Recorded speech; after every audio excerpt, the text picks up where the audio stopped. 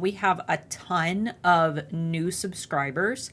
I don't know what happened, but we've gotten like 200 something in the last few weeks. Really? Yeah. So that's really, that's really exciting. So if you're new here, just be aware, we always get a lot of comments where people are like, oh, I want to watch your videos, but they're all so long. No, only the Friday ones are long. So they're live. We're here to answer your questions. But if you're watching the replay and you're like, I don't have time to watch this big long video, I have conveniently linked every single Etsy SEO video down below. So all you have to do is expand out the video description and you will get condensed, short Etsy SEO videos, how to do Etsy SEO. You're going to have videos on how to learn what your search ranking is. You're going to have videos on, conspiracies and bad advice and Etsy SEO mistakes and myths and things like that, how to know if your Etsy SEO is working. So make sure that you check those out down below.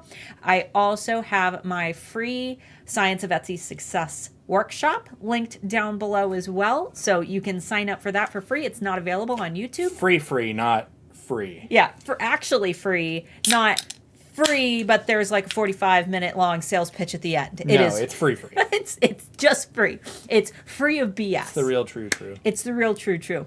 But today we are going to be talking about Etsy SEO and eRank.com. For those of you who have been here for quite a while, you know that I am a manager at eRank.com. Mark is the data analyst at eRank.com. We're also big fans of Pam Duthie, who also works for eRank.com. So if you're not subscribed to her channel, make sure that you do that because I haven't released a video. I just recorded it while you were doing your mustache. Yes, but I'm going to be posting a video over on TikTok and my Instagram account, and I'm probably going to do a YouTube short later today. But basically, Pam just created a video for all of you who have been like, how can I leverage YouTube to sell my product on Etsy? Pam has a pretty good answer for you. And if you have a Shopify store, especially if you have a Shopify store. Especially. So you're going to want to go check out her video that she just posted today after you hang out with us for a little while for the Friday Bean. Just a little while. Just hang out. Just chill. So today we're going to be talking about eRank. I always like to additionally throw out the disclaimer that we don't get paid to recommend eRank. And the only reason that we recommend it is because it is the biggest and most popular Etsy SEO tool out there. I have been using eRank. We're going on like 5 or 6 years now that I've been using eRank. Long time. Yeah. So way before I ever started working for eRank. But I feel that it is the most valuable tool that you can also get for free. Like we have a free membership as well. There are quotas for the amount of keyword research that you can do because obviously we have to be able to, feed the eRank team. But there's plenty that you can do on the free account. And then when you're feeling ready, there's a basic account for $5.99 a month. And then there's a pro account for $9.99 a month. I recommend that if you decide that you want to start a paid account, just go for the basic one first because most people aren't going to need everything included with the pro account. So start with free until you get a grip on how everything works. And then if you decide that you want a paid plan, just do the basic until you need the pro. And you'll know when you need the pro account because you will outgrow the basic. And then that $9.99 a month charge won't feel like anything because hopefully you've gotten so much value out of your free or basic membership that you are getting lots of traffic to your Etsy shop, which is ultimately the goal. So today we're going to hang out with you guys because we have so many new subscribers who are interested in Etsy SEO.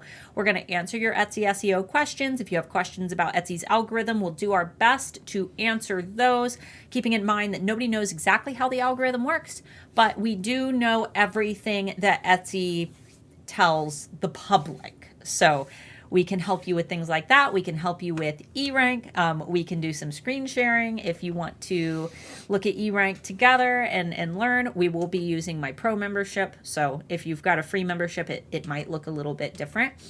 Other than that, I think that we're good to jump in. Are you good? I'm ready to jump in. Are you good to jump in, Mr. Moore? Shutting my phone up because people are messaging me. Of course. Even though I have Do Not Disturb turned on. Yes. That's weird. Hot and humid. Yes, it is. Oh, God, it is. I just picked up So funny story while we're waiting on everyone to get online, and feel free to get your Etsy SEO questions in the chat because that's ultimately you guys are driving the conversation today. I picked up my daughter today and I said, look at my space buttons. And she looked at my butt. And I said, because your butt is out of this world. She's 10 and she's in summer school. So she won Pun Queen today. If that tells you anything about how we parent our child, she won the title of Pun Queen. Pun Queen. Pun Queen. I think she got a lollipop for it.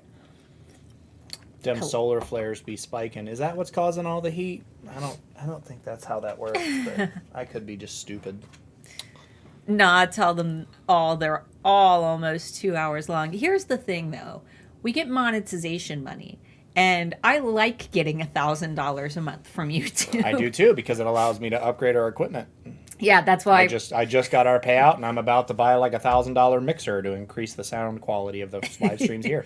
Yeah. So you guys will notice that like every year our camera quality gets a little better, our sound gets a little bit better. Because we put it into our equipment. Yeah, all of the YouTube money goes back into YouTube, so it's like you guys watch it. You don't have to pay us anything for our advice. All you got to do is occasionally watch the ads that pop up, and we get a couple pennies, and the pennies add up, and then we're able to create great quality content. So, yes. All right, let's see. At least it's only hot and not humid in NorCal. Well, congratulations. It's hot and humid here. It's like 90 degrees at night, and it feels like you're swimming in the air. Yeah. Okay. Katrina had a question. Okay. How long does it take before eRank registers my Google Analytics on Etsy? It says no data available. Wondering if I did something wrong. It shouldn't take very long. If you are having troubles, make sure that you click the little blue feedback button in the bottom. Yeah, the little dark blue. Actually, I think it might be light blue now.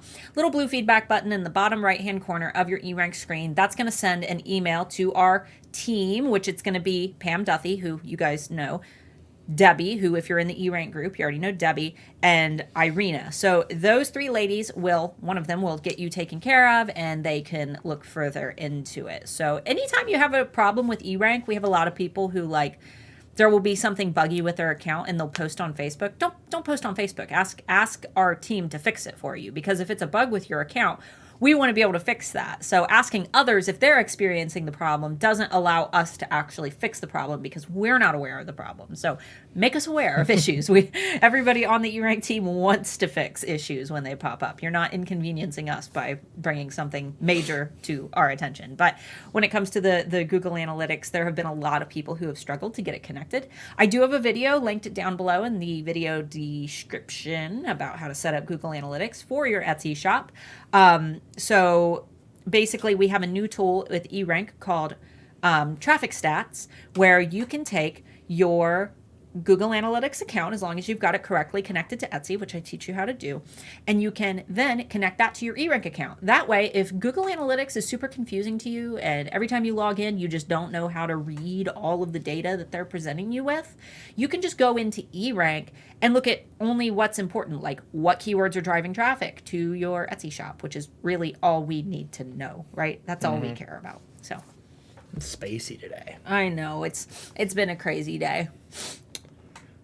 Can you ever fix a listing Etsy has deemed bad, or is it just best to duplicate it and fix the SEO? Well, first of all, how do you know that Etsy is deeming it bad? Etsy doesn't really deem listings bad. You have what's known as your listing quality score, which is either going to be good or, lower, higher, lower, I guess I should say, if we're not saying good and bad. And if that listing quality score is very, very low because you've gotten a lot of bad reviews and things on that product, then it might be better to create a new listing. I think that what really matters is how are you determining that that listing is bad? What if it's just not getting sales? If it's ever gotten sales in the past, it might be worth it to just work on the SEO, or maybe determine if your Etsy SEO is working. I've got a video down below that's going to teach you how to do that using eRank's track changes tool. But if you have determined that it's not necessarily the SEO that's the issue, it might be something as simple as your thumbnail photo. I always use this example, but it's it's probably the best example of thumbnails that I have. A couple of years ago, I listed this owl skeleton key necklace, and you had the option to pick what crystal you wanted in its eyes. And for the thumbnail, I used topaz for fall because I listed it with my Halloween collection. And, for fall, it looked really pretty, and you could see all the other options kind of listed on the side of the thumbnail photo. So you could see that, okay, there's other variations available. But because the primary product that I had in the photo had orange eyes, people weren't clicking on it. So what I did is I basically had the exact same photo, but I switched out the eye color on the owl to aquamarine, which is a light blue color. And suddenly it became my best seller. So it was just the orange, even though they had the option to choose blue all along and the blue crystal was listed along the edge, they could see it. Because they couldn't visualize what those colors would look like, they were just less likely to click on it. And because blue, I feel, is, usually a more, I don't know. I always say that like blue and, when it comes to jewelry and stuff, like if you're trying to pick a gemstone, blue is usually a good color to use. It matches just about any kind of clothing that you would want to wear. Green, black, red, yellow. I mean, yeah, it's like it goes along with anything. Yeah, it's a good example color to use as like a base foundation, whereas like a very specific type of person is going to pick like an orange crystal, but like I think most people like blue. Green, I think, a nice dark green is probably going to see similar results where a lot of people like green, but orange is a more specific color. So yeah, I would try to rule out other things. What we got? If I add one word to the title or one tag, does it restart the whole 30 to 90 day process? So I feel like a lot of people get this confused, and I've taught for a long time about the 60 to 90 day window. That is the average amount of time that it takes Etsy to determine your search placement or a general place where they're going to put you, because you get boosted right when a new listing gets listed. And then Etsy is able to collect data on how people interact with that listing. Your listing doesn't reset. That's not what happens. It doesn't reset to a 30 to 90 day window. There's no resetting it. If you remove keywords from a listing that is performing well already, then you run the risk of taking out a term that you might have been broad matching for. It's easier to identify when you're exact matching for a term, which is when keywords are right next to each other. So for example, sterling silver gemstone necklace. So if your word was sterling necklace and that's what you were being found for, sterling necklace, but you took out sterling and you were being found for sterling necklace, even though those terms weren't right next to each other, then you might, drop out a search. If you didn't realize that sterling necklace is what you were being found for, you kept, gemstone, silver gemstone necklace in your terms, but you thought that sterling silver wasn't helping you because you were only looking at them next to each other, that could cause an issue. But adding a word in, that shouldn't do anything because you're not subtracting anything. Now, obviously, we say with bestsellers, it's usually just best not to touch them anyway, but you're not restarting anything when you add things to a listing. There's no resetting. And if anything, when you're listing a new product, Etsy's indexing that right away. I think that a lot of people think that they're not going to be in search for, it's 60 to 90 days. They assume that, I won't even be in search. And that's not true. Etsy actually boosts that listing in search. That way they have a better idea of how shoppers are engaging with that listing, if they're clicking it, if they're purchasing it, if they're favoriting it after organically finding it in search, if they're buying and reviewing it. Those are all things that are going to send those positive signals. So the short answer is adding things to a listing usually isn't going to have a negative effect because you're not taking anything away.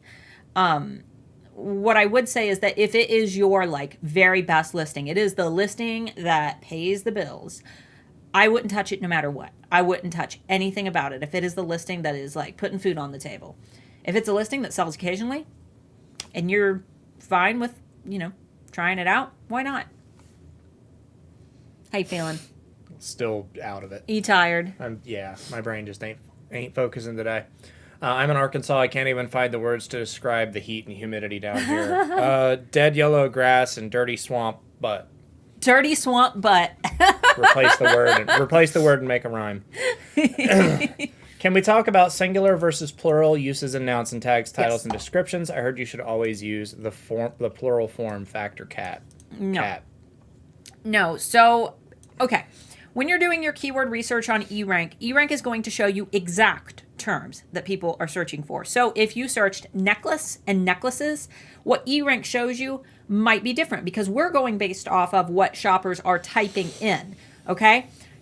Etsy, though, doesn't care. They know. Their algorithm is smart enough to know that if you're searching for necklace, you're also searching for necklaces. I personally recommend that when you're doing your keyword research with eRank, you go with whichever one is getting the most searches regardless, just because why not? You know, if you see that one's getting searched more than the other, sure, use that one. It's not always going to be the plural option.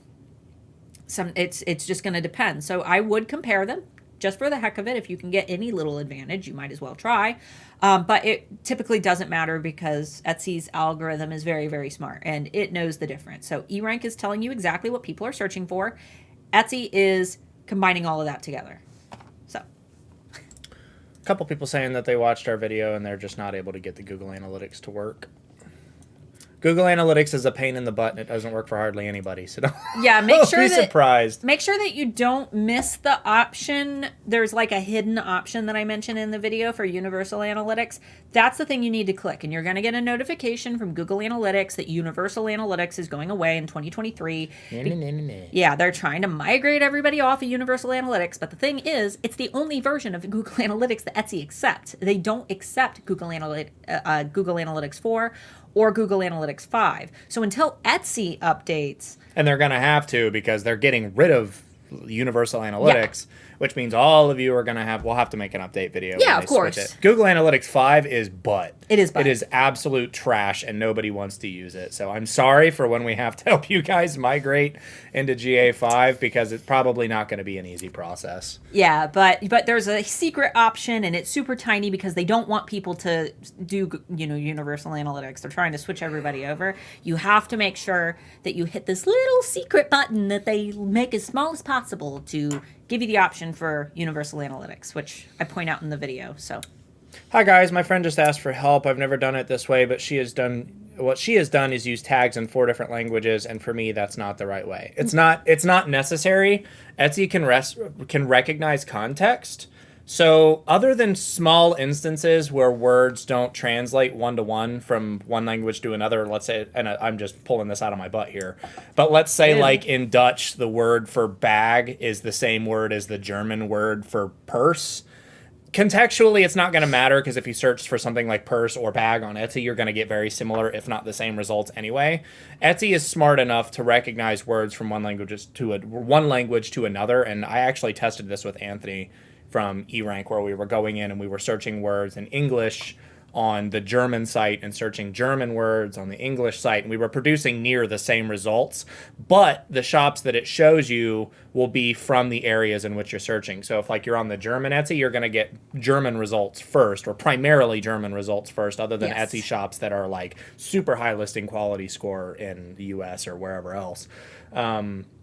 So I wouldn't really bother with that, because at that point, what I'm assuming is what they're doing is they're taking like bag, purse, and then all the other words for the other languages, and you're missing out on being able to use different words that mean different things by having to take up the space using multiple languages. Is what I'm assuming they're doing. They're using bag, purse, backpack, whatever, The 7 factors that we know contribute to Etsy's algorithm. One of those factors is language and translations.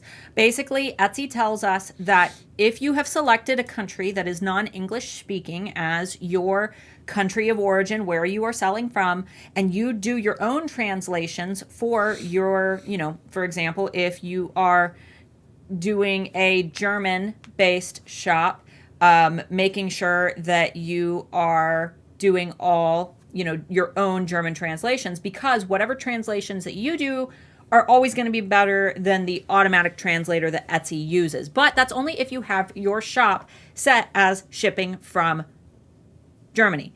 and because you want to appeal to that market. So you want to make sure that you are using the wording that is from your particular place where you have set up your language when you first set up your Etsy shop. But putting in a bunch of different languages, there's no need to. You're wasting tag space where Exactly. you could be filling in more stuff. Exactly. I would look into, Etsy is going to tell you in your search analytics beta. It's still search analytics beta. It's been search analytics beta forever, but they will tell you what keywords you're being found for. And if she's being found, or your friend is being found for a specific, translated term, sure, leave those in. You don't want to take out words that you're being found for, but I assume that for the most part, a lot of those can just be removed. And kind of adding on to that, somebody was asking, related, Kippa versus Kip. I don't know how. Kippo? I don't know. Those are so dramatically different that it might not be able to tell the difference between the two. Because that's not necessarily a plural with an S. That is a completely different word. Just like wolf and wolves, for example, might be a good one. Where it might though. It still might, because of how machine learning works. Their machine might, but we can't say for sure. Yeah. We don't know how specific. There's a difference between language to language relevance and plural relevance and things like that. Two words that are two completely different things. Like she said, wolf and wolves. It might not be able to tell the difference, but it might be able to. Etsy's system is getting better through the years, and I would probably bet that it can, but don't take my word for that.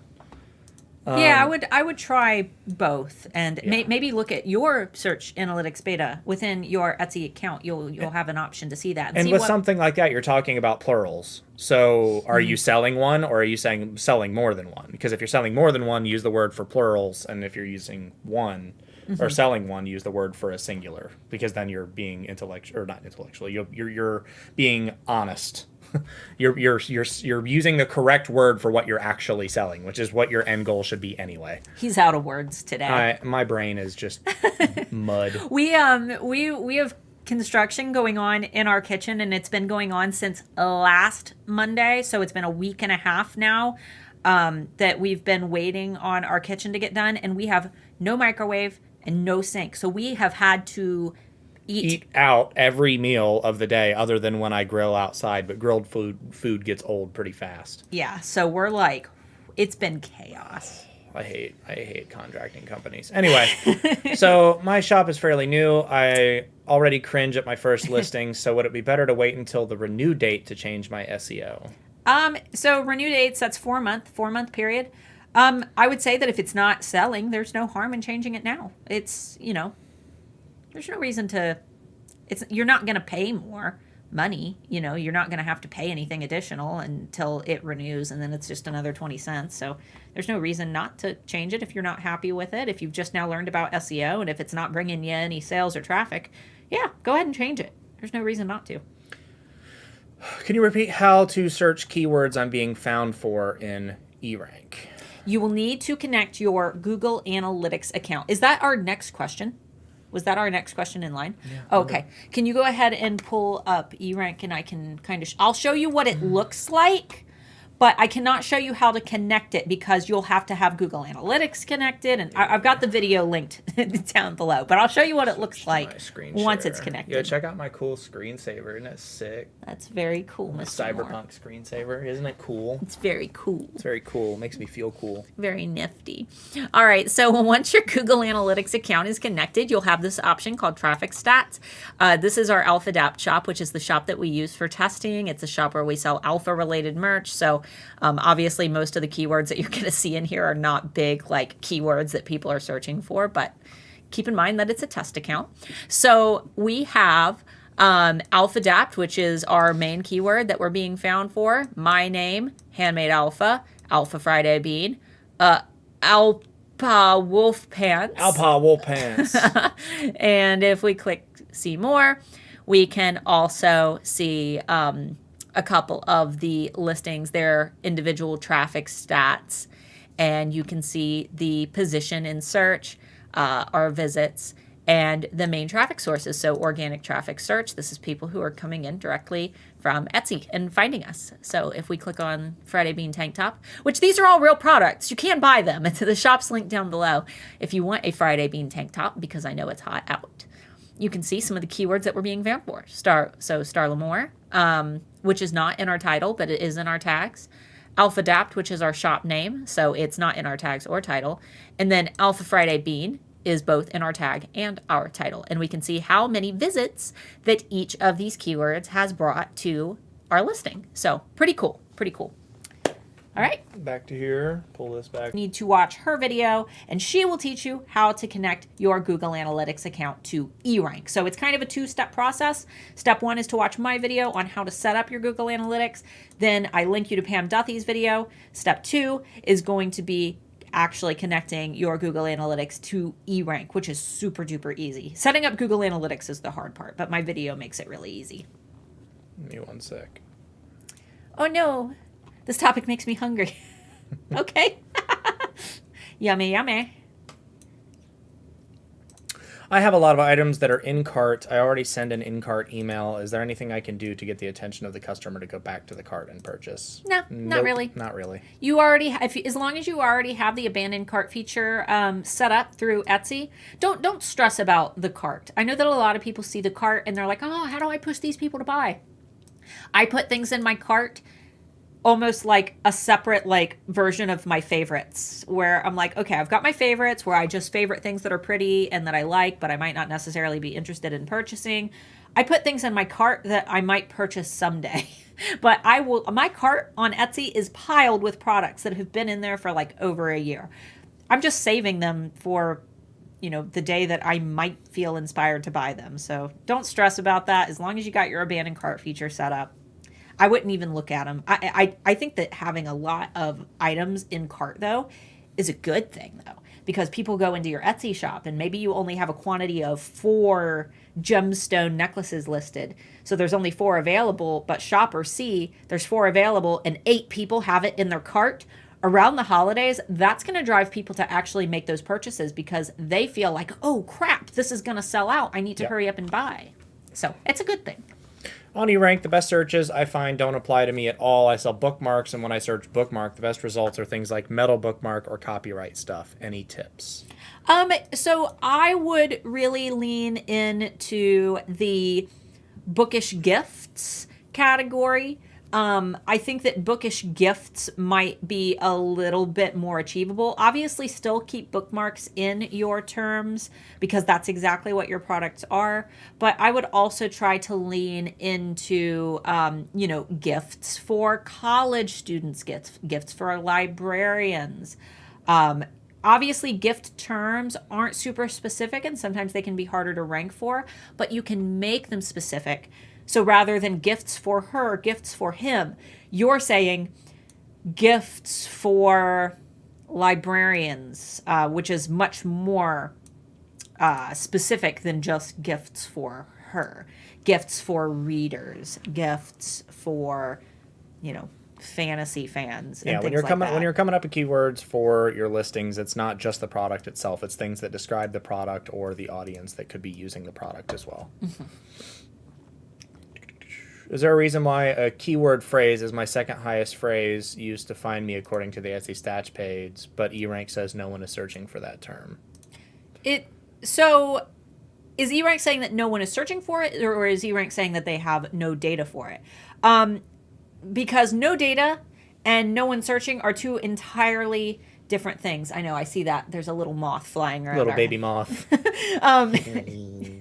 So having no data basically means that... There he goes. He was on screen. Having no data basically means that eRank isn't going to try to guess how many people are searching because we just don't know. We have no idea. It could be a lot of people. It could be none. We just don't have that data.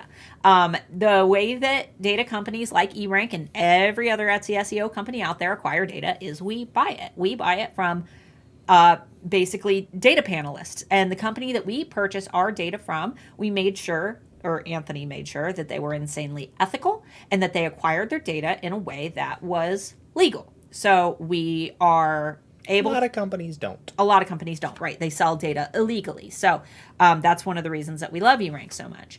eRank also purchases more data than any other Etsy SEO companies because we have the ability to do so because we have so many customers, right? There's so many people who use eRank that we make more money. That means we can afford bigger data panels. So better data panels. We're talking about millions and millions and millions of people. However, if out of those millions of people, nobody is searching for the specific term that you're looking for, we're not going to try to guess it. We just don't have data. It doesn't mean that nobody's searching for it. It means that nobody in the panel is searching for it because of maybe locational or whatever. Because it's not just one panel. It's a bunch of different panels in different places. It's not like everybody that searches on Etsy swamped into one place. Nobody has that kind of data. And if they do, if they say that they do, they're lying to you. Exactly. Because Etsy keeps it a secret. Big red flags, if you're not looking at eRank, big red flags to look out for when it comes to data stuff are flat numbers in the mid-range.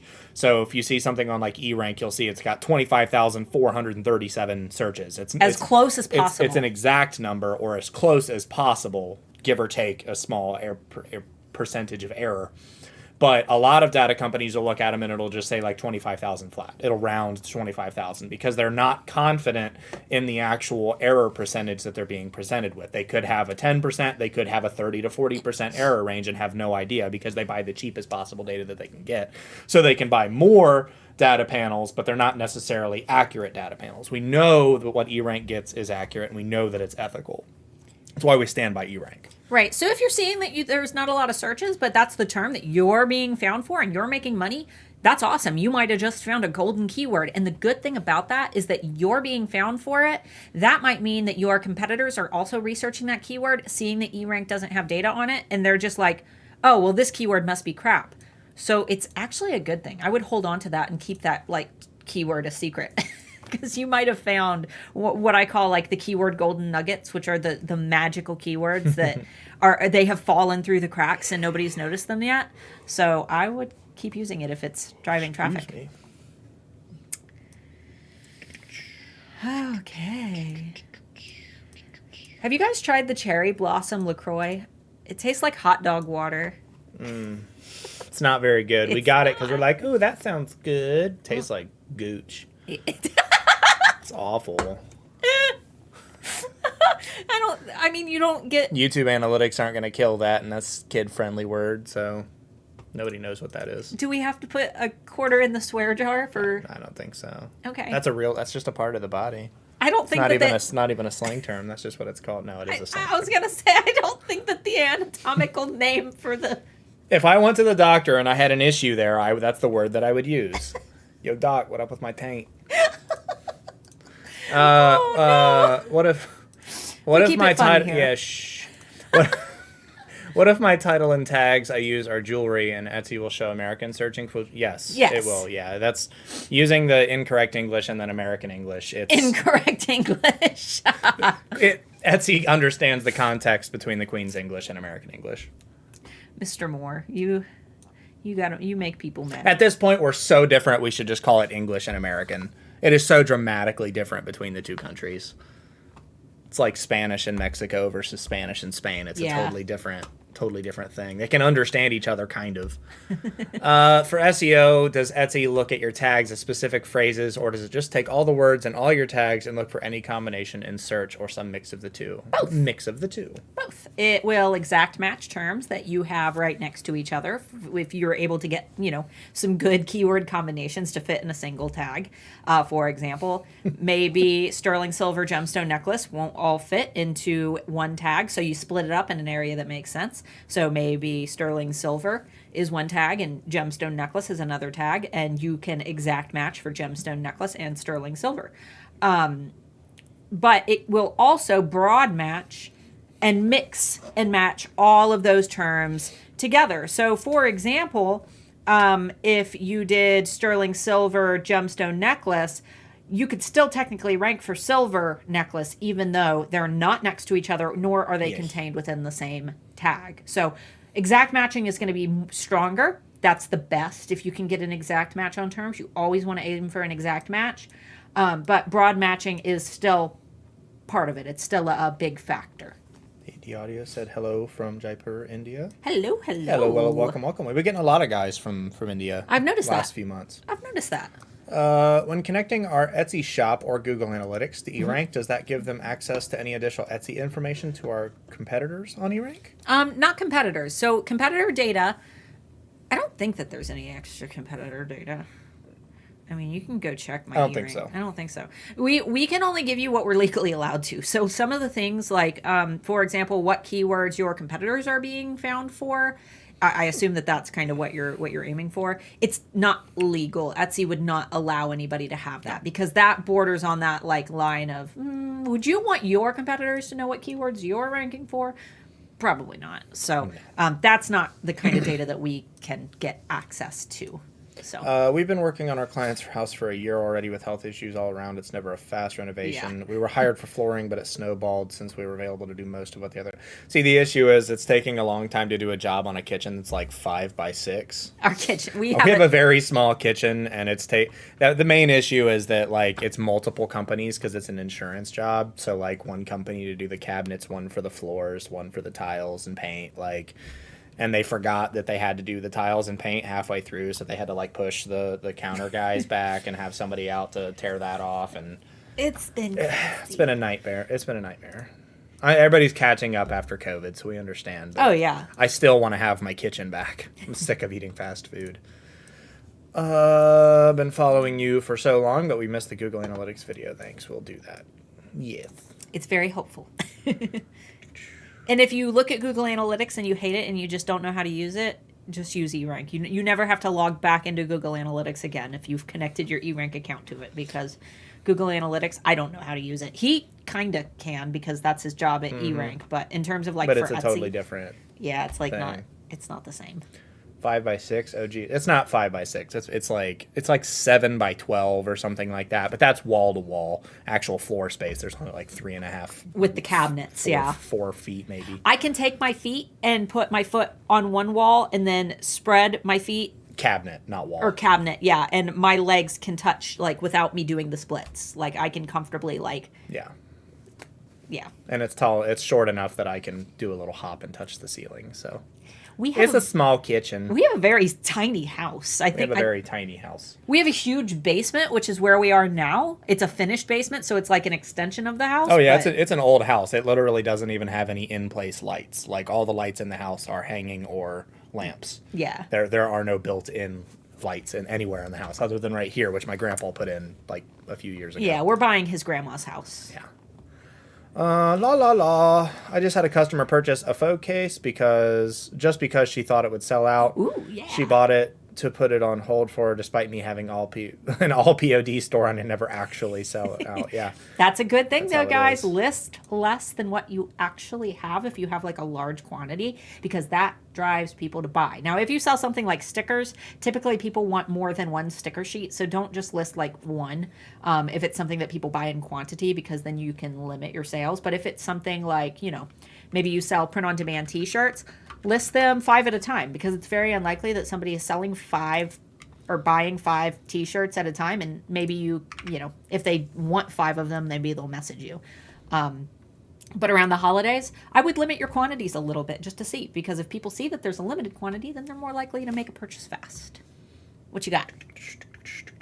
Somebody asked about what microphone we had. Yeah, I'm posting the link for you. Toffee Apple Studios. It's the Elgato Wave 3.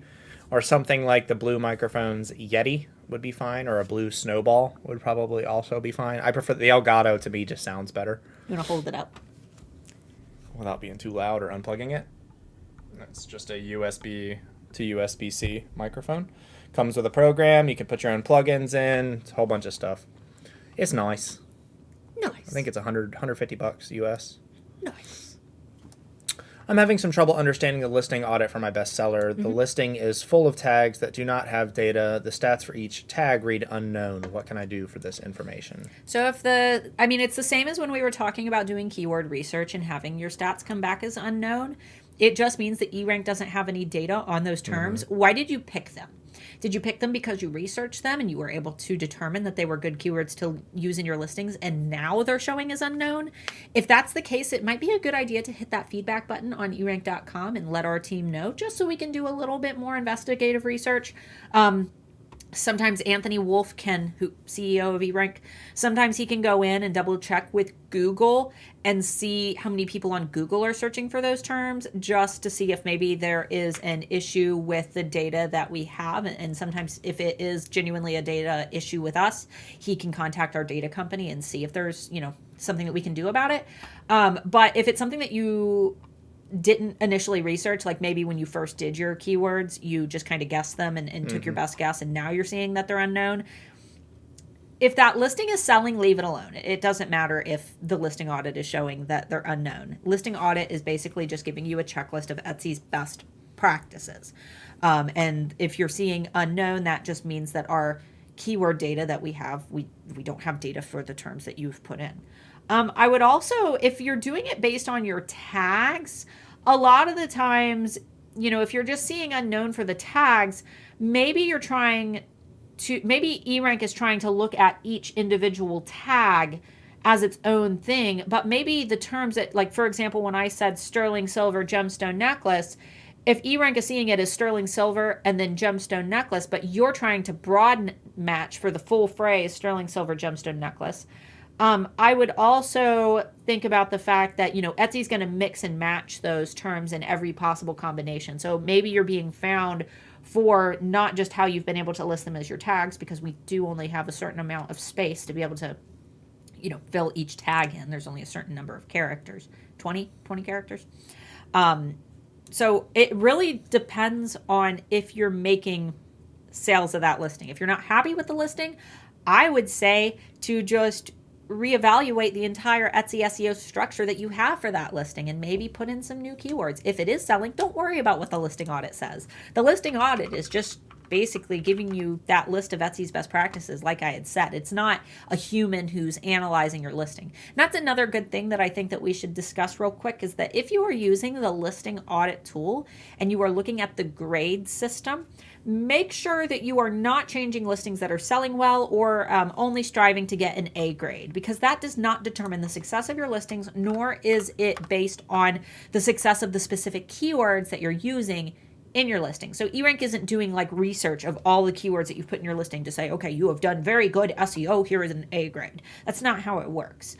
It is literally just a checklist of Etsy's best practices that if, we recognize that you have done all the things that Etsy says that you should be doing, then you get a higher grade. But because of that, sometimes you'll have a listing that has a D grade and it's your best seller. And a lot of people will say, oh, that means my SEO is really bad, I need to go change it. And they'll try to aim for that A grade. And in doing so, they mess up their entire listing. They end up tanking in search. That listing stops selling. And then they panic and they're like, what happened? But I have an A grade. When in reality, they're looking at the tool wrong. We've actually tried to get rid of grades like several times with eRank, but some people love the tool so much that when we've gotten rid of them, like, people have complained and gotten super upset. So they said, do you have anything that you can recommend that's portable that I can use with my camera or phone? If you're using a camera that has a standard 3.5 mil audio jack, like a headphone jack on it, auxiliary. that's used, like an aux jack, you can use this one. Oh wow, that's one heck of a link. Big link. Oh, we don't need. Yeah, you don't need all of the individual tracking. It'll be after the question mark. Everything else can go because that's just category. It's my search. Yeah. Let me make sure this works. Tech Talk with Mark. Did you guys know that There we go. that Friday Bean used to be Tech Friday when we first started, and it was just supposed to be about tech to use for your Etsy shop? I would do some searches. I sent one from Sweetwater. I don't know if they deliver out of the U.S.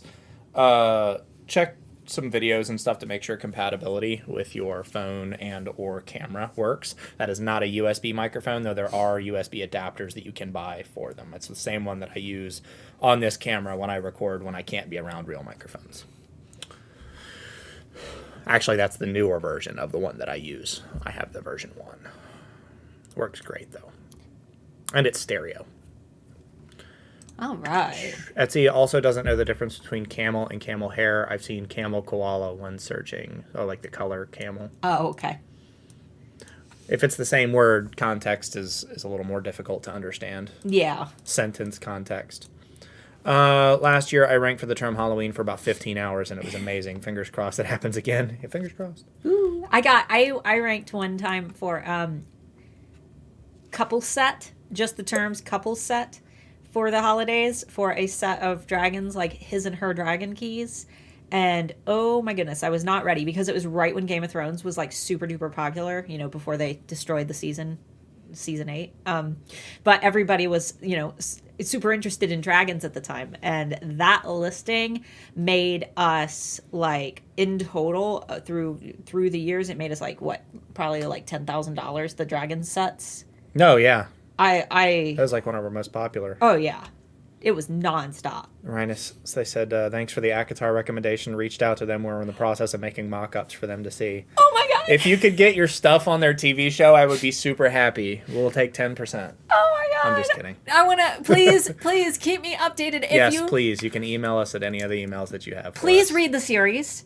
Please read it because the Court of Wings and Ruin armor is so specific. And I know exactly in my head what it looks like. I have beautiful artwork from like somebody who did it. I've got like a poster of it up on my wall, and I will send it to you. It is so pretty though, and you guys could do such a good job. I can visualize it. I'm so freaking stoked on that, guys. I'm so stoked on that. If you haven't checked out their interview, you guys should go check that out. That one got some of the least views for some reason, and it's like one of our best ones. Go check it out. I think it's because because trying to find keywords, you know what I mean? Because, without having to use, it was hard to find good keywords for it because it was such a specific topic. I'm reading book 5 now. Cool. Oh, book 5. Spicy. Spicy. Very spicy. Do you love it? Do you love them? I love them. How does one gauge their ad spend? So gauging your ad spend is there's no way to really gauge your ad spend if you're seeing results from it. Hey, you're back. Welcome back. I'm glad that we haven't, driven you away. Gauging your ad spend, I think, is more about what you're comfortable with and if you are making a return on investment. If you're not making a return, then obviously you need to stop spending. There's no real way to make, a decision. It's just increasing your ad spend if you are noticing that what you are spending is leading to sales and you are getting a return on your investment. What I would recommend doing is experimenting with eRank's profit calculator. Not profit calculator, the ROI calculator, because that is going to help you a little bit with making sure that you're making a return on investment when using your Etsy ads.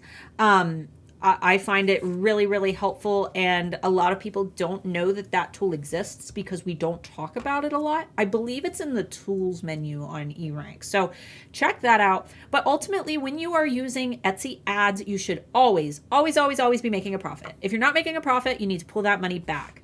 And there are other factors that contribute to ads as well. You have to have good SEO. If you don't have good SEO in the first place or good photos, then it doesn't matter. I always say that, like, if you take a turd and put it on page 1 of Etsy front and center right in front of everybody, it doesn't matter if you are putting $1,000 a day into ads for that.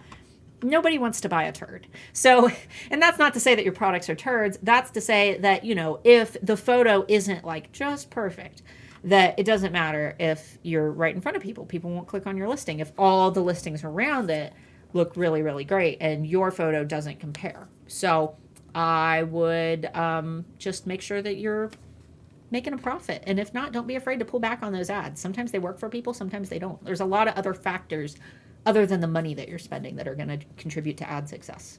Just learned something interesting. What'd you learn? If you have something highlighted, you can hit tab and it'll jump to it. Ooh. Conversely, can you add words to a tag if you have room, even if the phrase doesn't make sense? I always do. If you're completely out of stuff to add, just throw in something you think might work. Yeah, I always do. I call it word vomit. I will just I will type in girl gemstone, woman gift. I will throw woman gift. I will throw in random combinations just to get as many words into my tags as possible. I'm in the UK, but prefer to call my site watercolor. Am I causing myself problems? Thank you. I have no idea what you're talking about. We'll need more context than that, I think. Yeah. But you're not going to understand it. Reading it again ain't going to help. Yeah. I'm getting caught up in the video, but wanted to ask if a term is commonly misspelled, should I add the misspelled term? No, because Etsy knows that they're misspelling it. Etsy can identify misspellings, just like when you type something into Google and it's like, did you mean blah, blah, blah? Autocorrect systems are pretty rudimentary. Yeah. So it shouldn't be that hard. Exactly. So don't worry about it. It would be better to spell it correctly because Etsy's going to show them the correct spelling, like results. I live in I love tiny houses. Or is the house small and you're just giant? She's 5'2", so the house is small. The house is small. I'm a small person and the house is small. We're all very small. When you list one and it sells out, is it like starting a new listing when you renew it? No. No, that's a good thing. That's the best thing you could have. Yes. So when you sell a listing, every time that you sell it, you do get charged and the listing does renew. But every time it sells, you build your listing quality score up. And Etsy recognizes, oh, this thing just sold. Somebody liked this enough to buy it. We should show it to more people. So the two best ways to build your listing quality score, to tell Etsy, show this thing to more people, is by making sales and getting positive reviews. When you make sales, Etsy sees, okay, this is making money. We want to show this to more people because Etsy makes money every time that you make money. So obviously they want to make more money. They show the listing to more people. And if someone leaves a positive review on that listing, Etsy's like, wow, they like this listing enough to give it a good review. Maybe if we show it to more people will buy it and leave positive reviews. So yeah, you will pay 20 cents every time it, gets sold. It will renew. But that's a good thing. Nothing else resets. There's no resetting that takes place. Hello from Athens. Hello. We were going to go to Greece this year, but we didn't get our passports. We're not going to be able to get our passports in time, and it's expensive, so we're going to go wait till next year. How can I take care of the quality of a listing which I cannot gather more than one sale and reviews, respectively? A unique product, when it's sold, the corresponding listing is lost. Okay, so... So it's a one-of-a-kind, I'm assuming, is what they're referring to. Okay, so... They want listing quality score for a one-of-a-kind product. You can't. You can't. You can't. And that's why I always say that if you are strictly a one-of-a-kind shop, it would be maybe worth your time to try to add in some replicatable products. I always use the example as if you make, like, beautiful one-of-a-kind pendants, and they are just, they're so intricate that you cannot possibly make more than one, then maybe you have some little quick beaded bracelets that you toss together really quick, and those are replicatable and you can always keep them in stock, and those are the things that are actually building listing quality scores. Because when a shopper finds a listing in search, typically what they do is they place that item in their cart if they want to buy it, but then they go to the shop itself to see if there's anything else that they want to purchase, or if there's something that they like more than the thing that they've already found. Most people don't add something to their cart and immediately check out. They add something to their cart, they go to the shop, and then they browse, and that's when they'll discover your one-of-a-kind pieces. Now, though you cannot build listing quality scores, that doesn't necessarily mean that your shop is completely screwed, because you can build what's known as your customer and marketplace experience score, which basically is the sum total of all of the good vibes that you send to Etsy. So if you've never had cases against your shop, if you always ship your products out, if you've got good reviews, if you've never had, any copyright claims filed against your shop, these are all positive things that we send to Etsy, and it does help with your search ranking. But listing quality is the big thing. So if you can get some one-of-a-kind products, or some replicatable products to stand alongside your one-of-a-kind products, that would be ideal. If not, you might just need to do your own advertising and not rely on Etsy search as much. You still keyword optimize your listings, but get on Instagram and Pinterest and other platforms to market your products more. That way you can drive your own traffic and not just rely on Etsy search traffic. Is there anything you can recommend that's... that was the microphone. Ask. I just searched Kippa on eRank, and my listings are on page 3, 4, 11, etc. My competitors are showing on page 1. How do I fix this? I mean, realistically, listing quality score is going to be the big thing that's going to push you to 1 if your SEO is on point, right? So if you're not making sales on those products, are your pictures as good as theirs? Are the products, do they stand up against your competition? Are the prices competitive? Like, there are so many different factors other than just they sell the same product as me and they're on page 1. Like, Linda, you're an HAA, so what I would recommend doing is just keep working on your photos, which I know that you've been doing, and what I really want to see you do is build those listing quality scores. And the best way to do that is, obviously do your external marketing, because even if you sent the customer direct to your shop, you're still going to get brownie points on your listing quality scores if you make those sales, even if you drove them from like Instagram or something. And really strive for those good reviews. If you guys, I mean, HAA students, you guys get a special version of my swipe files in module 8. But for everybody else, go to alphasugar.com, ALPHA sugar.com, and sign up for my swipe files, because what those do is they increase the probability that a customer is going to leave a positive review once they've made a purchase. A lot of people say, oh, that feels icky. And like, I get it. I get that it feels icky, but we have thousands and thousands and thousands of alphas who are ranking higher on Etsy from using these free tools that I have created. They're basically just copy and paste messages. So you can learn more about that at alphasugar.com, and you can learn how they work. And you sell an extremely niche product, so you've got your work cut out for you to begin with. How does eRank calculate the visibility percentage, and is it important? This is the one that I can never answer because I can never remember. Can you pull up eRank for me? Oh, goodness. I can never remember. It's visibility score and spotted on Etsy are always the ones that I struggle with. Oh, goodness. Okay, well, that's spotted on Etsy right there. Yeah, that's not what we want. We don't use it. Yeah.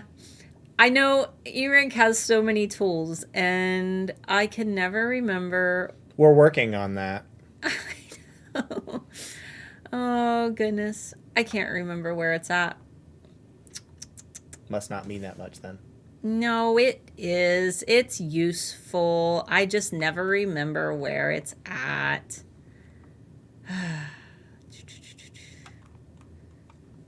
I can't remember. Mr. Moore, feel free to message Anthony, or he's going to search for it. Let me get another question roll. I was going to say, give me another question while we don't use that tool because we don't have to. Yeah, here's the thing. We've got so many tools on eRank, and I've got 2 that are my ones that like I struggle with just because I don't really pay that much attention to them. And those are the ones that I always dread when people ask me about them. So double check real quick. In the meantime, we'll get an answer for you in just a second. How do you guys transfer your phone videos and photos to your computer for Etsy listings? Any fast way? I believe that you can add your Etsy listing photos straight from mobile, but if not, you can also do it you can send it to yourself on Facebook in a Facebook message and download directly from your Facebook messages. You can put them in a Google Drive. You can, thank you. Listing audit. Oh, it's in listing audit. Okay. You can put them in Dropbox. If you want to edit them a little bit more, you could even upload them from the Canva app, like add them into the Canva app, and then you can get on your computer to edit them. There's so many ways to do it. It just depends on how you want to. How will your listings daily views compare to listings from thousands of other Etsy shops? Oh, okay. So it is a comparative average of how your listings are comparing with shops that are in adjacent industries, I believe. Yeah, I would think of it like a percentile, like a grade percentile. Yeah. I like the grade, but it's not my first source of information I use on my listing. Your grade is how well you fit into Etsy's best practices. Yeah, I explained all that a minute ago. Even better, it's on offer from Amazon. Yeah, just make sure that it fits with your equipment, and you should be fine. Should we use commas in our titles or leave them out in order to use more keywords? So the primary focus of writing a title isn't just to be found by Etsy's algorithm, it's also to be shopper friendly. If you are just typing a bunch of words into your title and I'm a shopper, I'm going to look at that and say, what the heck does that mean? That looks awful. What is that? Commas, if you are doing what we call a keyword string style title, that is when you are just kind of keyword stuffing your titles, which Etsy's algorithm, they're fine with it. Etsy tells us not to do that, but when it comes to the algorithm itself, the algorithm doesn't care. It's just Etsy wants us to make our titles shopper friendly. That way shoppers aren't put off by those big long titles. At the same time, when we look at Amazon listings, all Amazon titles look like that. As a shopper, I am just conditioned to see titles that are big and long and, a big long string of words. But you should still separate them out if you're doing a long keyword string style title, because that is going to make it look a little bit more friendly. And it doesn't matter if you use commas or slashes or dashes or whatever. I always used forward slashes on mine. The other thing, though, is that what Etsy tells us to do, and what you should also attempt to do if you can, is to put your keywords into a short and descriptive sentence style title if possible for you. You'll get less keywords by doing it that way. I'm a big fan of testing things. So if people see different results in different ways. Some people see success by keyword stuffing their titles and using the commas to separate everything out. Some people find really great success with writing a short descriptive sentence with their keywords in it for their title. So whatever works for you. It's never a bad thing to do an A/B split test, where basically you just list the same product twice in your own shop. You can do that as long as you're not listing them in different shops, and test and see which one works better. But in terms of the commas, I would definitely put them in if you are doing a keyword stuffed title, because they look kind of funky without the commas. Are you guys going to do the masks for Tamlin and Lucian? I can almost bet that the masks are going to be green masks. That way they can do... green screen on the... Yeah, they can green screen on, because if not, I mean, they're metal, right? Mm-hmm. So that would be very heavy, and very hot. To their faces. Yeah, that would be an expensive... I mean, I guess they could do, like, nickel-plated, like, plastic or something like that. But that creates issues with lighting and shine and stuff like that. So they'll probably green screen the masks on. Hit me up if if they're doing casting, because I could do Cassian for sure. Lose a little bit of weight. Lose a little bit of weight and tan a little bit. Mark for Cassian. I'd in a heartbeat. I would absolutely do that in a heartbeat. Do you think it's best to put all your ad money on your best seller? Yes, I do. Ad money for your best seller. I always talk about the racehorse thing, and I know you guys are sick of hearing about it, but if you guys are going to a racetrack to watch a horse race, and you're trying to pick which horse to bet on, and you see, all the horses that you can bet on, and you notice everybody is betting on this horse that is known to win races, you're not going to bet your money on the horse at the very bottom that has never won a race, and today he's walking with a limp. That's not the horse that you bet your money on. You look at the horse that is known for winning, and you bet your money on that horse, because if it already is known for winning, you're more likely to make your money back. It's the same thing with your listings. If you've got a listing that is known to sell well already, if you put money behind that listing, that is just going to make it sell even better. You're basically just taking that listing that is already doing well, putting money behind it, and showing it to more people. So don't boost up the listings. Don't put money behind the listings that never ever sell. That's the polished turd analogy that I used earlier. You can't put ad money on a turd and tell people, look at this turd. Nobody's gonna want it. It doesn't matter if nobody's buying it. It's the same with the listings that aren't performing well. So money doesn't make people want to buy it. If they already want to buy it, money is going to boost it even higher. Do you mean like watercolor versus watercolor? Oh. Gotcha. Could be. I don't know. Depends on where you are, what your audience is. It's really can't answer that for you, unfortunately. I think it's for their own website. Oh. Well, that I don't know. I don't know. We're not good with websites. How do you do that if you sell vintage, though? Vintage is almost always going to be an exception unless you're able to repeat sell the same product. Like if you get a hold of multiple of the same thing. It'll be just like what we talked about with one-of-a-kind products. Yeah, because with one-of-a-kind products, a lot of the times you can create a line of similar products that aren't exactly the same but are close enough, and then you can have the description say that, they're variations. Each one is unique. Vintage, a lot of the time, it's going to be unique, actually individually one-of-a-kind items. For vintage, so we send strong signals to Etsy when we sell common items. That's why I always say make sure that you have don't be a commodity shop, basically. Don't be Walmart. Don't sell everything. If you specialize in something, Etsy can recognize what you want to specialize in. So if you're a vintage shop that literally sells everything vintage, you're probably not going to do as well as a shop that specializes in specifically vintage Pyrex, for example, which is a hot market right now. Because even if you're not building listing quality scores, Etsy is noticing that every single listing that you're selling has the words Pyrex in it, or vintage Pyrex.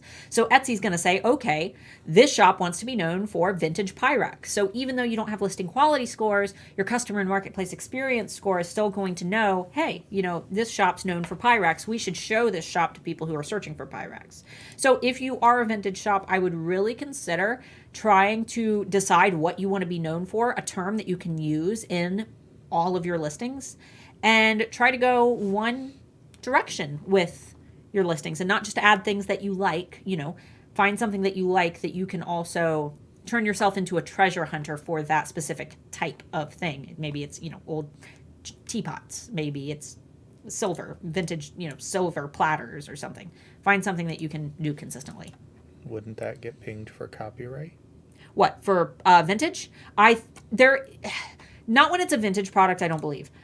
There are people who have had issues with vintage products, but typically things that are in the vintage category, Etsy knows that you are selling other brands. So it's kind of one of those things where Etsy says it's okay. You might get pinged for copyright, but check if the brand's cool with you doing stuff like that. Some brands just might not be cool with you selling their old products. The thing is, Etsy technically says that it's okay, but there have been cases where Etsy has...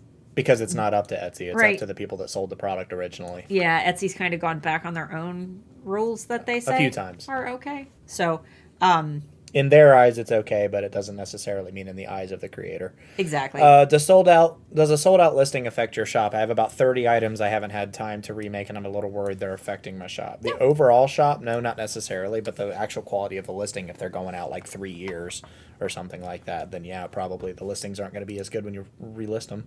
Yeah, the listing quality score, it's the same as if you're on vacation mode or if the listings are, deactivated, sold out. It's the same case. People can't engage with them, and engagement is what helps to maintain a listing quality score. So basically those listings are just kind of sitting in limbo in the dark right now. When you relist them, it might take a little while for them to boost back up and search wherever they need to be. But if you plan to never remake them and you're just looking at sold out listings wondering if they're hurting you, no, not at all. Not at all. I saw another YouTuber buying her own products to test if that would help. Yeah, I'm pretty sure I know who you're talking about too. Shocker, it didn't. Your products need to be organically good enough for sales. Also, not a shocker, it's against Etsy's terms of use to do that. That's called shilling. You can't buy your own products. They can just straight IP ban you for that. So don't do that anyway. Yeah, I that's called shilling, and it's really. I think we called that person out when they did it, if it was a while back. Yeah, we did, and they didn't care what we had to say. Anyway, so. If you had to cancel a sale, do you still get a boost? I genuinely have no idea. That's a hard one. Probably. You mean if it helps your listing quality score? Ooh. That's a question for Etsy. Hey, Etsy, just wanted to know if I make a sale of a listing, but then I need to cancel that order, does it still positively affect my listing quality score? Pam said, "Hey guys, cute hair, Starla. It's Thank for our Pam. Star Wars roleplay later." No, my buns aren't big enough. I need bigger buns. Bigger buns. Bigger buns. My Halloween listing has 2819 visits and 483 favorites and only got 2 orders all in the last 30 days. Should I even spend money on running that listing through ads? I already have offsite ads going. Here's the thing. People are still in Halloween denial where they're like, ooh, I like this, but I'm going to wait a couple weeks to buy it. So I would say, if you're just asking about spending money on it, maybe wait till next month. Maybe just wait until it starts making a couple sales. Because really right now people are just kind of thinking about Halloween, but they're still like thinking, they're living in summer, thinking about Halloween. By next month, August and September, where all the stores start putting out their Halloween stuff, I almost feel like it's a peer pressure of the big box stores that pushes people to start thinking about holidays a little earlier than what they normally would, just because you start being surrounded by those environments where everybody's got pumpkin spice and everything smells like cinnamon, and even if it's 90 degrees outside, you're surrounded by the Halloween, and then you start feeling like, oh, now I need to buy Halloween stuff because I see Halloween everywhere. That would be the prime time to optimize. So when you start seeing everybody else, carrying Halloween products, that might be a good time to put some money behind those listings. But the fact that they're getting that many views, that's a good thing. They might be holding off, but they might come back.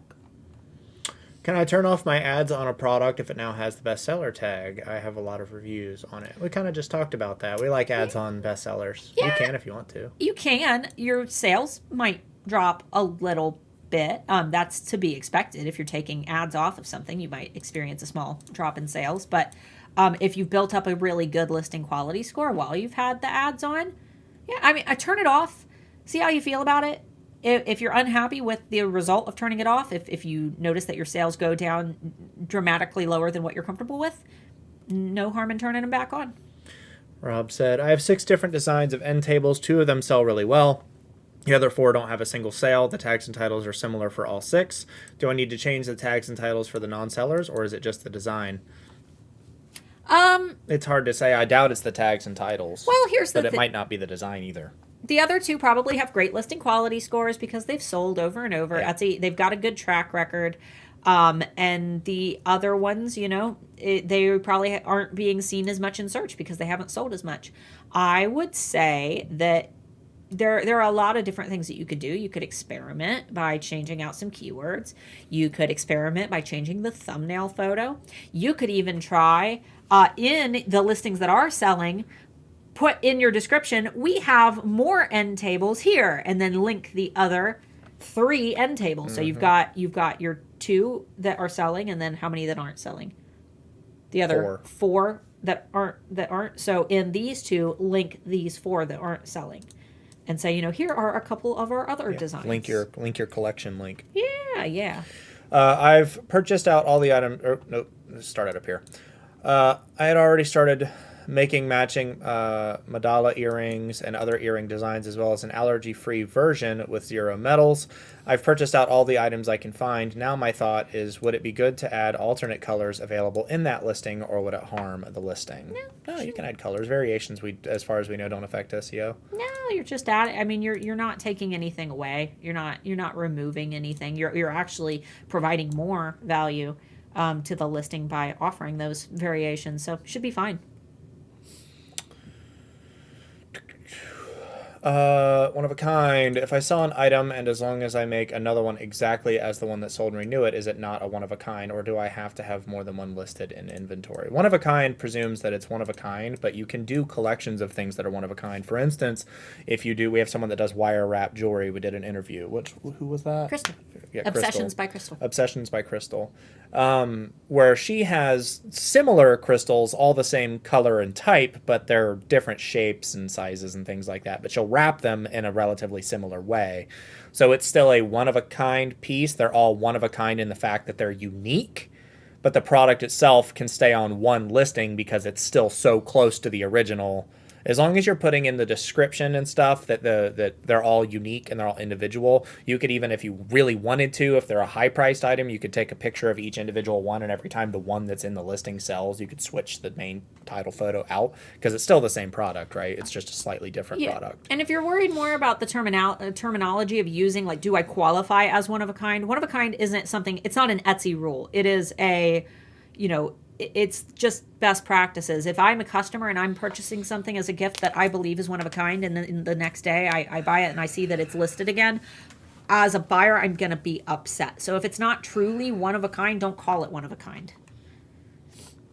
About the video where you publish about the new marine seashells, etc., new trend. Crustacean core. Yeah, crustacean core.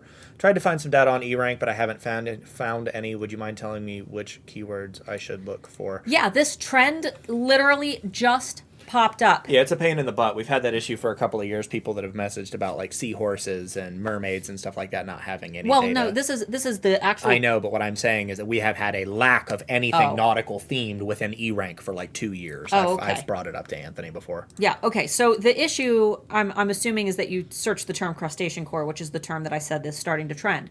This trend just started like a couple weeks ago. So it's a brand new term that nobody's heard of. eRank doesn't have data on it yet. You're not going to find a whole lot about it. It might be a month or two. And yeah, within a few, because we look at how cottagecore took off a couple years ago, that term, nobody knew what it meant. Nobody was searching for it. And then somebody invented this new term and then boom, everything is now moss and mushrooms and crab and fairy gardens. Yeah. So now we're seeing that new term just pop up. You're not going to find data on it in eRank because nobody's had a chance to search for it, but you can be an early adopter of the term, even though there's no data for it. Be some of the first people to use this term, because if it turns into the new hot thing, because Better Homes and Gardens is talking about it, there was another big, huge like magazine that was talking about it. Either way, all of these big companies are starting to bring awareness to this hot new trend. It's going to be like that overnight sensation thing. But what we have noticed is that Etsy themselves said that the term lobster prints has gone up this month by 112%. I double checked eRank and did not find any data for the term lobster prints, but that 112% was cited directly by Etsy, and they can see data for this month. eRank can only see data 30 days past. So if Etsy is saying that those terms are bringing in that traffic, that's a good sign. So lobster prints. Now, if that prints, not prints, lobster prints, like with a crown, lobster prints. So I would start trying to dive into the specific terms like, lobsters, crabs, think crustaceans, Cult of crab. We need to think of what a crustacean is. We all must return to crab. Google crustaceans and find a list of what crustaceans actually are. I think that this all kind of falls into that, like, we've got cottagecore and like the cottage witch. I think it started as a meme last year when people started talking about how all the animals are returning to crab form because so many animals in the last 1,000 years have evolved into crabs. No, I think and then crabs got popular, and now women are taking it and turning it into crabcore. No, I'm thinking that it's like the haggardly sea witch. The cottage by the sea that's covered in barnacles, and there's like a haggardly sea witch that goes out and sea witch. Turns on the lighthouse every morning. Like I think that that's the overall like vibe that they're trying to create. But you need to Google what a crustacean is in order to understand. So make sure that you're actually sticking true to the crustaceans. And over the next few months, we might start seeing nautical things in general getting more popular. We might start seeing dolphins trend. I would say though, I'm already seeing a lot of big box stores incorporating in ocean-themed Christmas trees, which is a good indicator that people are going to be searching for ocean-themed holiday decorations. So just things to note. It's an early trend. I give you guys like the golden nuggets as I find them. What are some good ROI stats on eRank? We can't really answer that for you because it's entirely like industry dependent. How much your supply costs are. It's up to you to set that. Yeah. It's a subjective metric. Obviously, a good return on investment is anything where you're actually making a profit. Yeah, where if you're making a profit. Are you in the green or are you in the red? Yep. If you're selling only to US, are your ads going to everyone or can the algorithm pick it up? I believe that the algorithm is going to pick that up simply because locational data is factored in. It's going to be factored into personalization, yeah. Yeah, so I do believe, but that doesn't mean that you're not going to be seen by people in search who aren't in your country.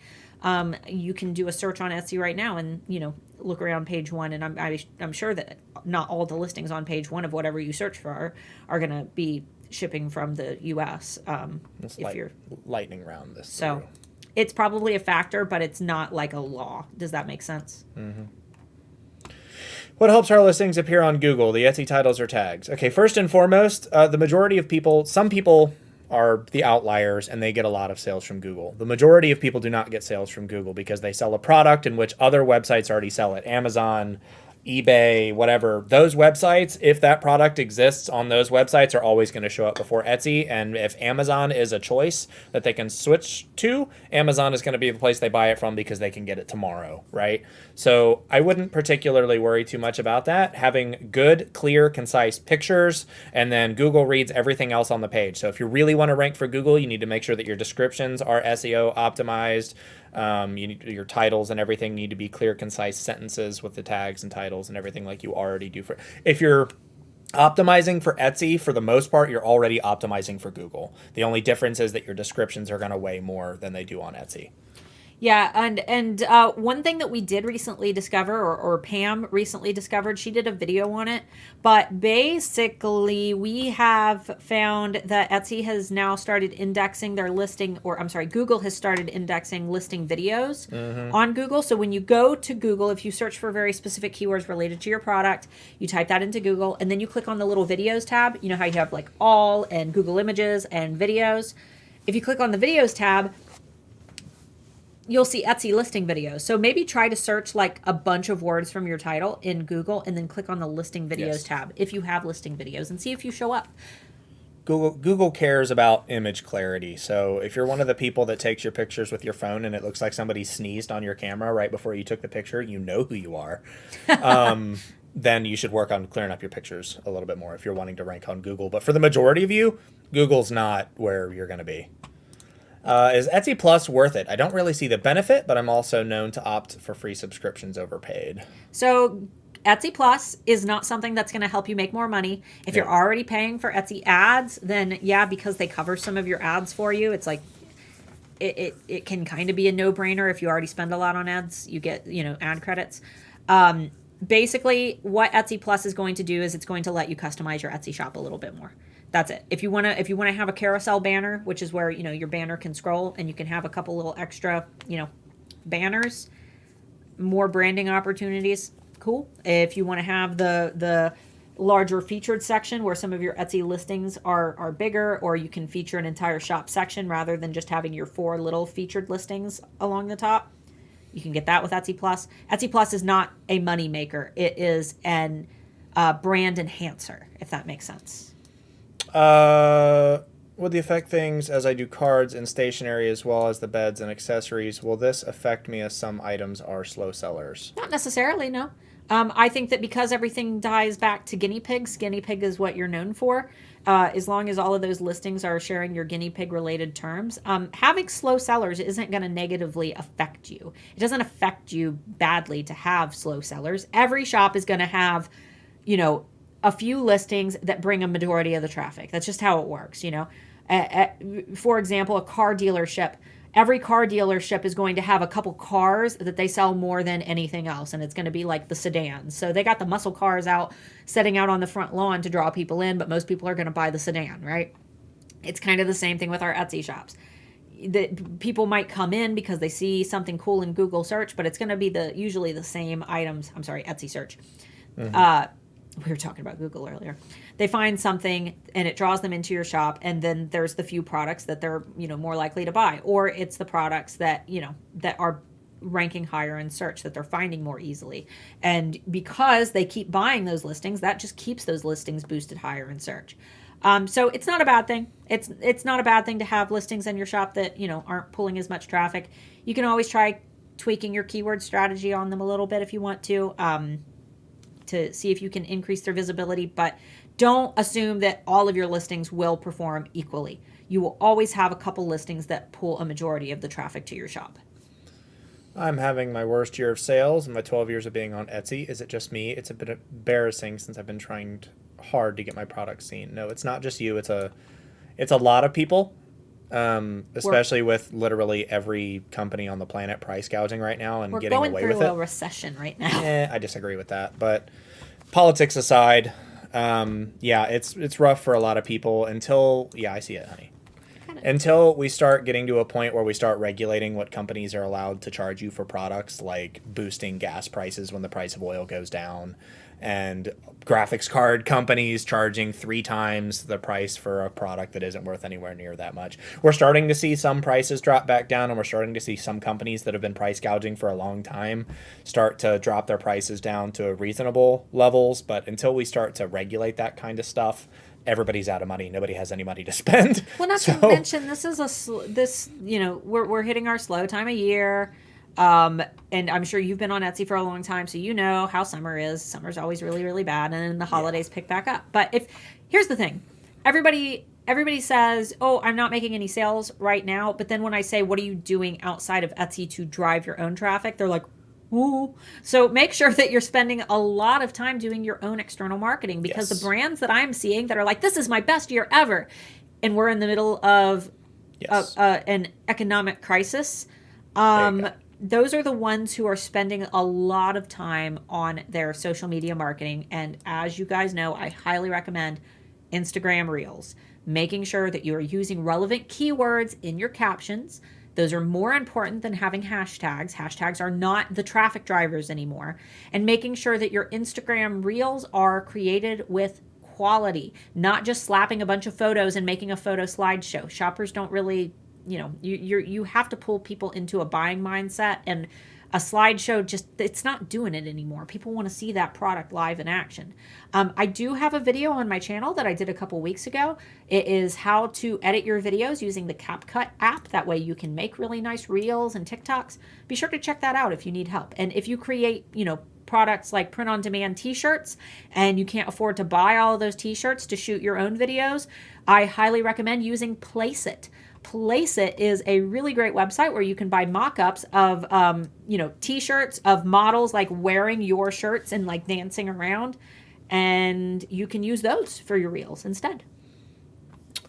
I didn't find you guys until after enrollment for the Alpha Academy closed. It was literally a day. Oh, I'm sorry. And want to set money aside to join when it opens. Again, how much is the Academy? If you're on our waiting list, which you can join, do you have it linked down below? Think so, but it's either linked down below, but if not, you can go to handmadealphaacademy.com and you can click on the thing. It should be on the top of the website. Sign up for the enrollment next year. It's $1,000 if you're on our enrollment plan, or if you're on our enrollment email. And you can also do 6 months, $199, and if you pay it off by the 4th month, I cut off the last month because there's no reason charging you the extra. Yeah. So $199 a month for 6 months, or $997 up front. $997 up front.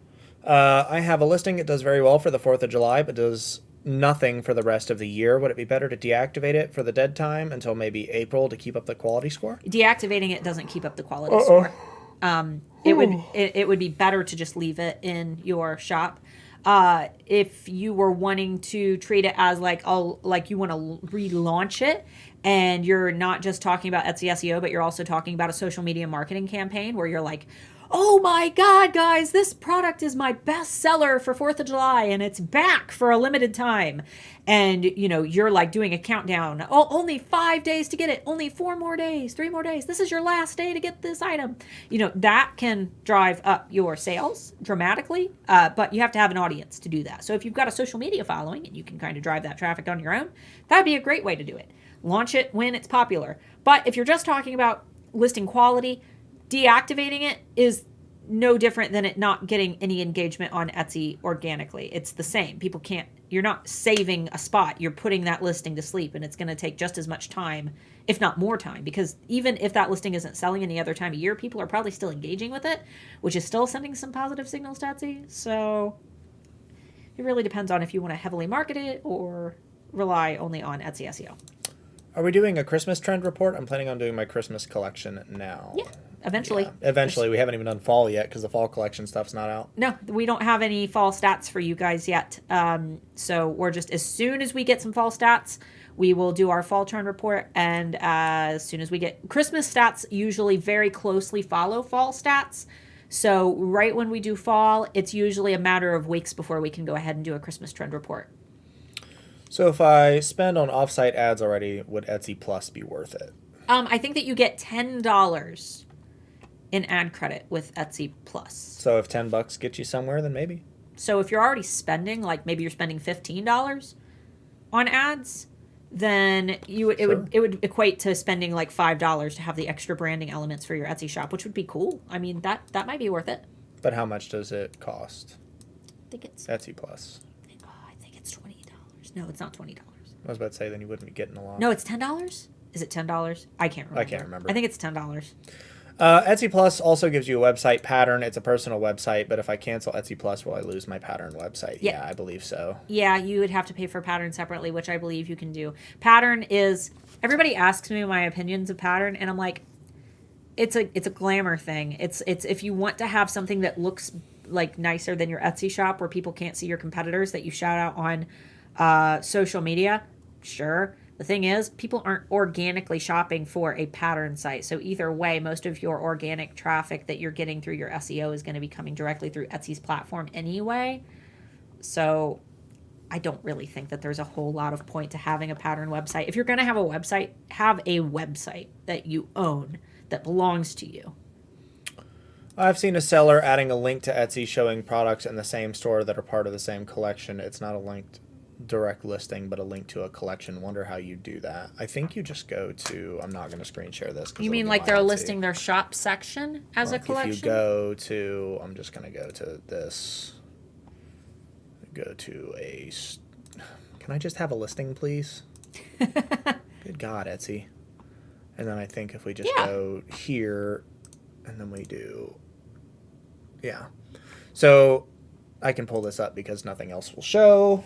I'm just going to leave our faces off to the side here. You can see, like, I have this selected over here, or this, and obviously this is copyright, don't do this. But I have this shop section selected here. You'll barely be able to see this. But when you click on it, it's got the shop name, reference, simple shop, header name, listing ID, section ID. So if you've clicked on one of these and you have the section ID, then when you post this and people go to it, it will automatically go to the shop section that you have there. eRank says my tags have low competition. Is that good, or should I use some high competition tags? Just are people searching? If you've got, I mean, that's a sweet spot. You want low competition and high searches. Are the searches good? If the searches are good and the competition is low, that's great. That's good. That means that you have less people to compete with. But it's usually kind of hard to find things that have good searches and low competition. That's really difficult. I think that searches are a little bit more important than necessarily only aiming for things that have low competition. So sometimes you just have to balance between the two. But yeah, low competition is what you want, ideally. Do you have a video of how to upload the reels? Just realize I'm not doing this correctly, so no one is seeing it. We don't, but there's a million. Yeah, there's a million videos you can check out. When you are on your Instagram app, so I'm on my Instagram app, right? Your little plus button. Oh, come on. Of course, I get a million notifications that pop up. Come on, go away. Swipe them. That you can't. Yes, you can. Oh, okay. So you've got your messages, your little heart, and your little plus button. You click the little plus button, and one of your options is reel. And then you just upload the reel. And you upload the reel. That's it. No tutorial needed. Very easy. Easy peasy. I don't even know what Etsy offsite ads charge me. Yeah. Can you briefly talk about how to best build an audience on socials? I can't use my family and friends. They are just not the people to help jumpstart my audience. Any advice? So socials is going to depend on the social. I'm going to use Instagram as the example because Instagram is my favorite platform to build an audience. It's the fastest growing, and it allows you to reach people organically who do not already follow you. And the best way to do that is by posting reels. Ideally, it would, if it's possible for you, and I know that this is going to sound overwhelming at first, but just keep in mind that you can work up to this. I would aim to post 3 to 5 posts in your feed. Those are photographs that are being posted in your feed, or videos, things that are going to be in your timeline. That is 1 story a day minimum. So your stories are the ones that are going to be in the little bubbles up along the top that last for 24 hours. 1 story a day. And if you can, try your hardest to upload 1 reel a day for growth. That is what Instagram's CEO recommends for growth. Is it possible? Yeah. Is it hard? Yeah. Do I do it? Nah. I can't post a reel a day, but I would love to be able to. So basically what I do is anytime I have something interesting that I want to share with my audience, I will record it. I will keep a catalog of all these little blips and blurbs that I have recorded. on my phone. And then every day, if I can, remember to do so, I will post it to my Instagram Reels. The difference between Reels and feed posts are that feed posts on Instagram are going to be shown to the people who already follow you. Reels are going to be shown to people who don't already follow you. So that would be my first tip. Second tip is to be consistent on Instagram. Instagram's algorithm works very similar to how Etsy's algorithm does. So you want to make sure that your Instagram, like your actual name on Instagram, not your @ blah, blah, blah, but the little bold title that you have on Instagram, you want to make sure that that describes what you do or what you want to be known for. So for example, mine says like tools to grow your Etsy business. I want to be known for Etsy tools, right? You might want to be known for beach jewelry. So you want to make sure that you have that optimized. And then you want to make sure that you are also being consistent with the content you post. Make sure that you are posting beach jewelry if you want to be known for beach jewelry. If you're posting pictures of your dog and your food and oh, here's a flower in my garden and here's this and that and this and that. There's no way for Instagram to be able to recognize what you want to be known for and the type of people that they should be showing your content to. So you want to make sure that you're being consistent with the keywords that you're using. And the best way to do that is by posting content that's relevant to your niche. So that's a springboard, but I recommend watching our episode of the Friday Bean. It's like our 30 how to grow on Instagram in 30 days, something like that. If you just type in Starla Moore Reels and then look for our 30-day Instagram, how to grow on Instagram video, that'll help. Might just get a WordPress as a backup for my Etsy. Got to be able to afford it first, though. WordPress isn't necessarily the best option for e-commerce. I mean, it's nice. It's not user-friendly, realistically, because you have to use plugins and things to get it to work, and sometimes things don't work. Honestly, if you're going to do e-commerce, I would use an e-commerce builder instead. I like my Wix store. I think that it looks pretty nice. You've got, Shopify is an option as well. Doesn't WordPress have a free option? WordPress itself, I believe, is free. I don't think we pay for anything for WordPress, but you do have to have your domain and then all the plugins that you use. SSL. Yeah, like your SSL, all that fun stuff. Question for Mark. Are you good at figuring out what platforms people use for their website, even if they design their own website themselves? There's no real quick, easy way for me to show you how to do that. Realistically, you'll have to go in. You can try right-clicking and hitting inspect element on some different things on the page, and sometimes they'll have like ours is Elementor. So if you go in and you inspect our homepage, it'll say Elementor this, Elementor that. Elementor is specifically a plugin for WordPress, so then you know that they're using WordPress. So that takes a little bit of digging. I don't offhand know how to do it with other platforms. I'm sure I could figure it out. I'm having a problem with Instagram Reels. It keeps taking me drafts and then prompting me to add a photo. Without seeing it, I don't know if there's any way that I can help. It keeps taking me to drafts and prompting me to add a photo. If Reels shouldn't be prompting you to add a photo, unless it's asking you to add a photo as your cover photo, which that's an option. You can add your own custom cover photo for your Instagram Reels. Feel free to post a screenshot in the Handmade Alpha Academy student campus. Yeah. And I might be able to help. Linda said, go to website, click view source. Yeah, it's the same thing as inspect element, just in a more blown out kind of way. That's not necessarily going to tell you what platforms and stuff they're using or if it's custom. That's something you have to figure out for yourself most of the time. Has the search for Etsy changed? Do you mean the algorithm? Yeah. It changes all the time. Yeah, it always changes. But the most recent change is the 2022 algorithm update from last month. And I've got a video link down below here. If you click description and see more, it'll open it up and click on the 2022 Etsy algorithm update that I have linked down there. Or just search Starla Moore Etsy algorithm update. And you should be able to find it. Typically with algorithm changes, they're additive, not subtractive. So it'll be something where there's a bunch of factors that contribute. They'll add factors, but removing a factor is usually more difficult because then it's usually a weighted scale, right? So if has this thing and this thing and this thing, and you meet all the criteria for those things, then look at this thing and this thing and this thing. And if you remove one, then you've got to change the math all the way down the scale, right? So it's usually additive. So as long as you're doing what we've taught before, as we go on and continue to investigate how the things work, it's just a matter of adding more things onto what you do. Do you recommend later for planning reels? Nope, because you can't schedule reels. You can schedule TikToks now. You can schedule TikToks from later, and you can schedule TikToks directly from the from TikTok's interface. But reels, as of right now, cannot be scheduled. You have to post them manually. When using eRank, what's the difference between Keyword Explorer and Keyword Tool? The keyword tool is going to give you data based on other Etsy sellers and what they are, what other Etsy sellers are using in their listings. And it's also going to give you a lot of extra data. Here's the thing. We wanted to combine these two tools because they essentially do a lot of the same things.